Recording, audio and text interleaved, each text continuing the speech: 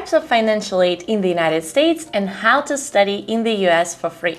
Hi there, my name is Maria Gurieva. I'm the founder of StudyAmerica, and we help international students from all over the world get accepted to top US universities. Financial aid, of course, is a very important topic because a lot of students want to get financial aid, which is not a surprise because the American education is the most expensive education in the world. But the good news is that they also have the biggest financial aid in the world. And the money that they devote each year to their education, which is more than $800 billion a year, is of course the biggest amount of money that any country devotes to its education.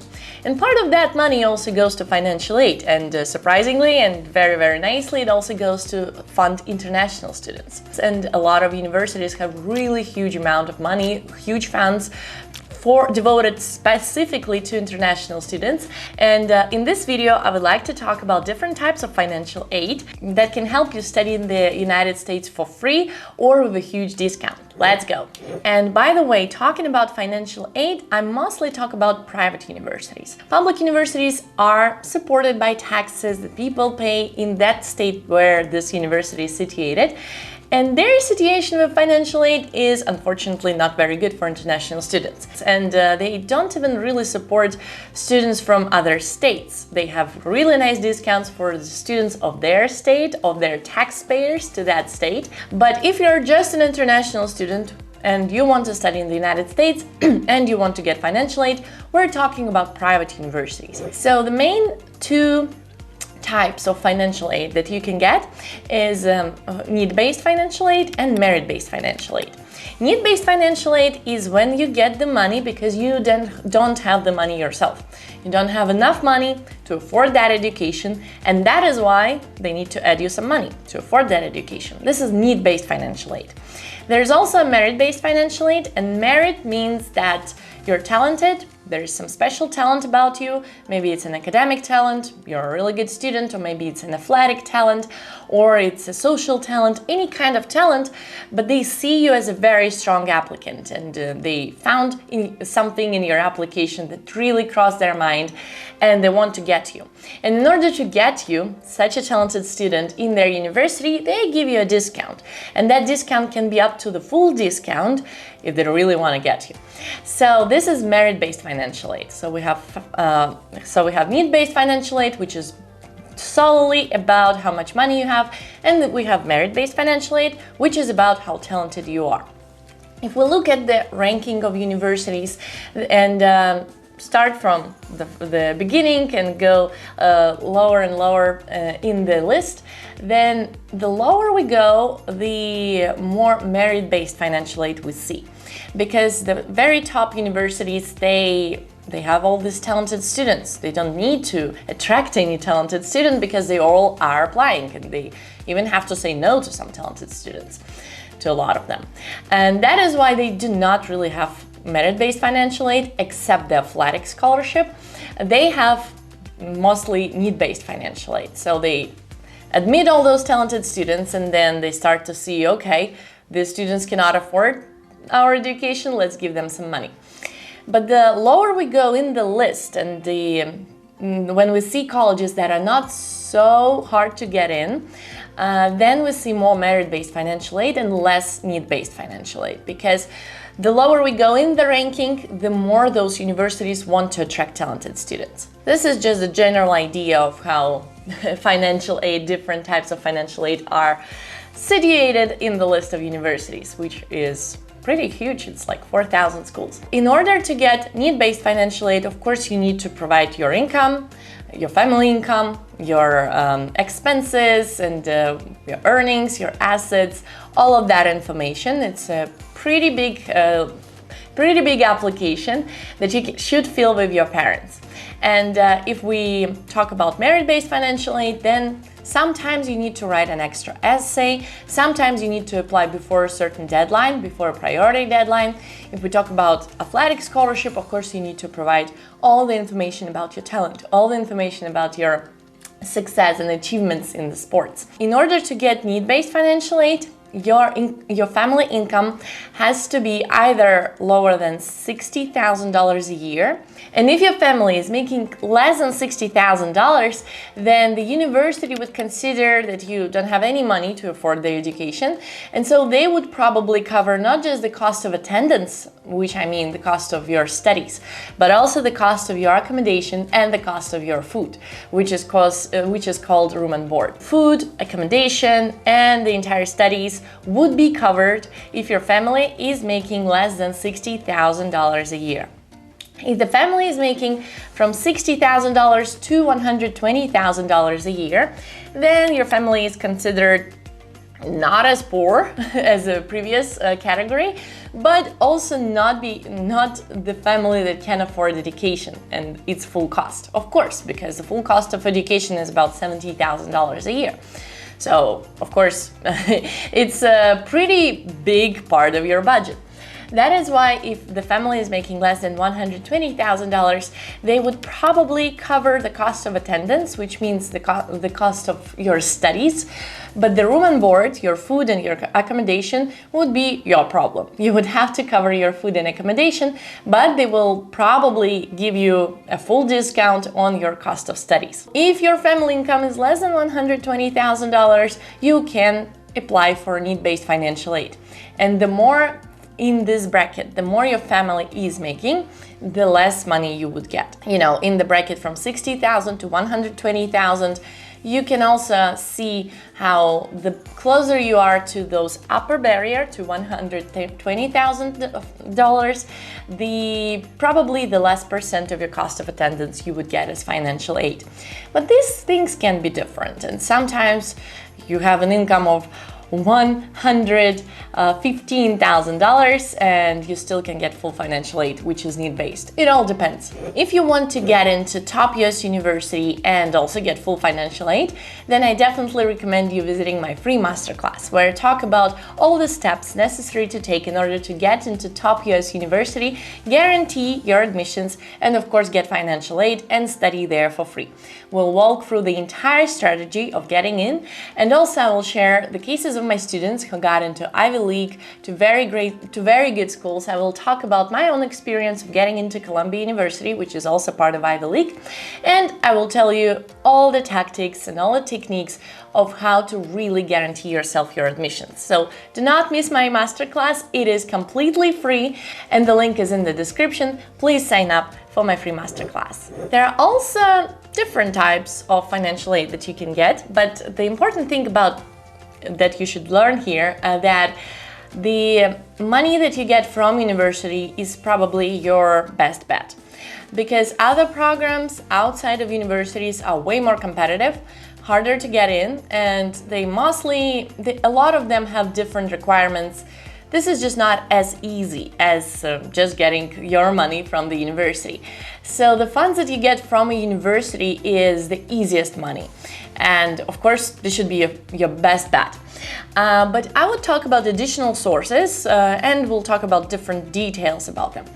So one of the additional sources that you should consider is different programs, governmental programs. They can exist in your country, and sometimes many countries sponsor their education of their citizens abroad, but normally they have some conditions on that. For example, you can go study and get a degree, but then you have to return to our country and work in the government-based organization for 5 years, and then you're free to go. And if you don't do that, then you have to return the money. A lot of programs have that policy. Kind of a similar policy, but in a little bit different way, is there in the Fulbright program. And Fulbright program is the United States government-based program, and it helps American students go and study abroad for free, and the government is paying for that. And this program also helps all the international students go and study in the United States completely for free. This program is extremely competitive. It's probably just as competitive as Ivy League, and but this program covers everything. It covers your flights, it covers your laptop if you need one, it covers your books, covers every cost that you can think of.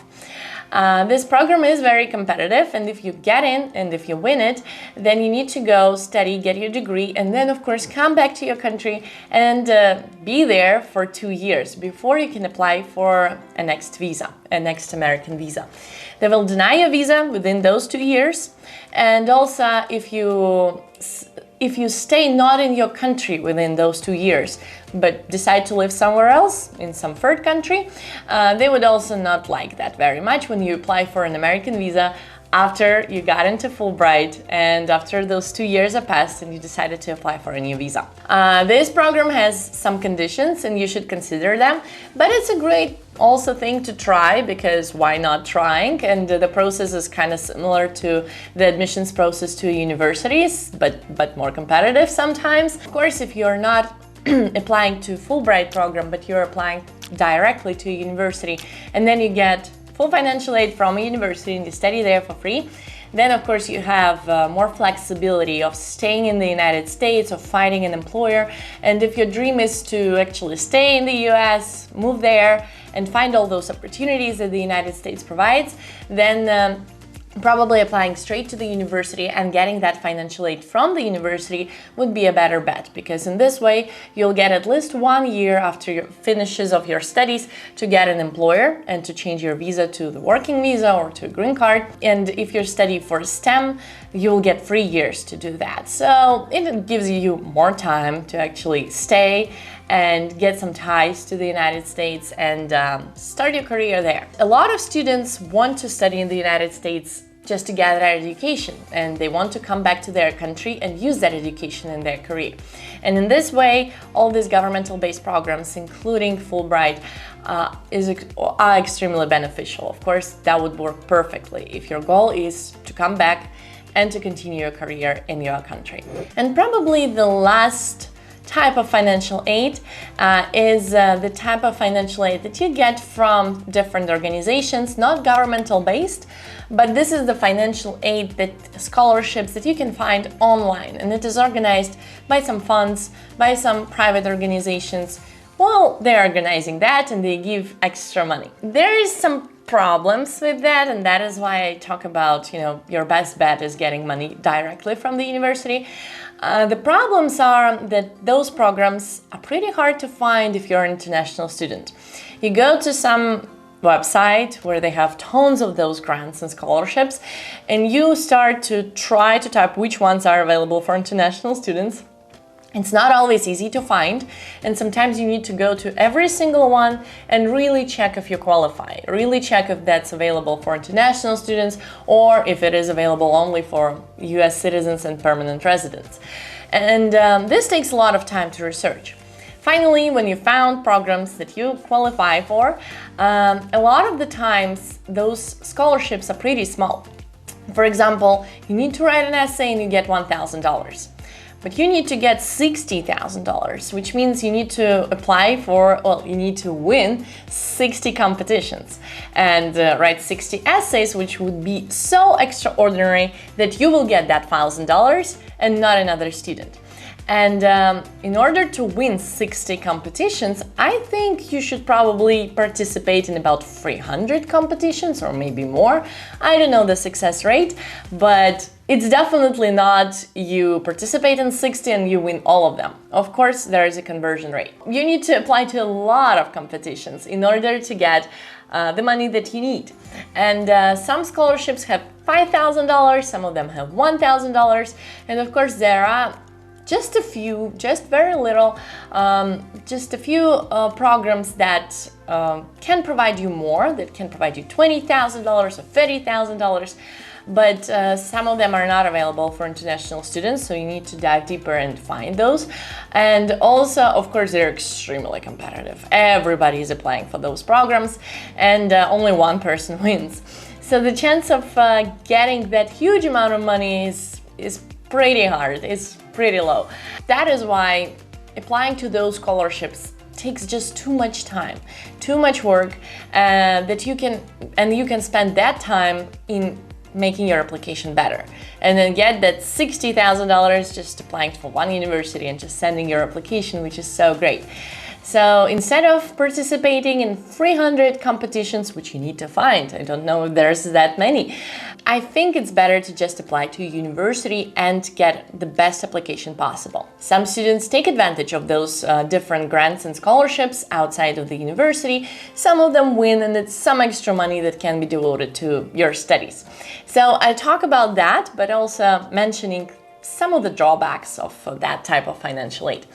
So overall, my advice is to apply for a private university, to apply to private universities, and apply to their need-based financial aid and get that financial aid. And of course, make sure that the income of your family is in the bracket. This is the condition of which you get the full financial aid. Also, work really hard on your application, because if your application is just really good, and then top universities, which have a lot of financial aid, would really want to take you. And once they want to take you, they do take you, and then they look at your financials and they're like, oops, okay, we need to give money for that student. All right, we do have money. And then the universities which are kind of lower in the list of the ranking, or they're not lower, but they do prefer merit-based financial aid and not need-based financial aid. Merit-based is a scholarship for talent. That is why your application, if you work really hard on it, if it's really strong, also qualifies you for getting that merit-based financial aid. So the key to getting financial aid, of course, is to work hard on your application and make it really great. And this way you can apply both for need-based financial aid and merit-based financial aid. And if just applying to a university with a strong application, you don't need to take all those extra steps, and you can get a lot of money. Please do not forget to visit my free masterclass, where I'll talk about how to make your application strong and how to guarantee yourself admissions, how to guarantee yourself getting financial aid, what steps are necessary to take in order to make your application very strong and very attractive to any university, especially to top universities in the United States. And if you like this video, please press the like button and share your thoughts in the comments. I would love to read them. And of course, subscribe to my channel. There are a lot of very useful videos about applying to the United States here. Thank you very much for watching. I'll see you in my next videos and on my free masterclass. Bye bye!